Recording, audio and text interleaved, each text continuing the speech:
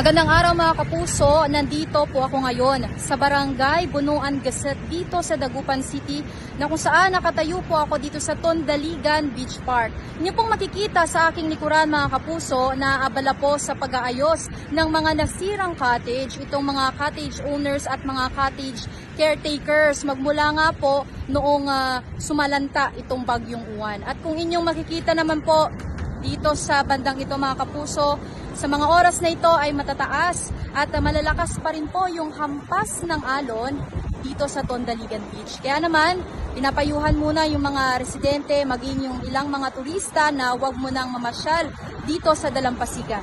Makikita nyo rin mga kapuso na pati yung beach tower po na kung saan nagbabantay yung ating mga lifeguard dito sa nasabing pasyalan ay itinumba rin po nitong bagyong Uwan. Maliban dyan, hanggang ngayon pa rin po, lubog pa rin sa baha itong beach shed na hindi po kalayuan dito sa Dalampasigan.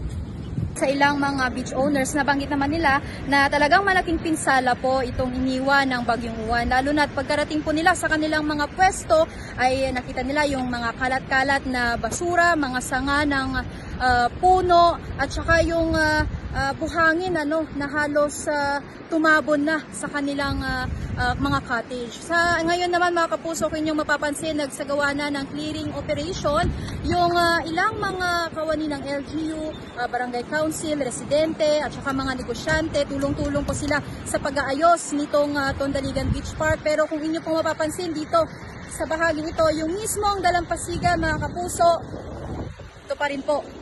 Kalat-kalat pa rin po yung mga basura. Hanggang ngayon, hindi pa rin po nalilinisan dahil nga nangangamba pa rin sila dito sa malalakas at matataas na hampas ng alon. Yan muna ang mga latest na balita mula rito sa Dagupan City, Pangasinan. Ako po si Sandy Salvacio ng GMA Regional TV at GMA Integrated News.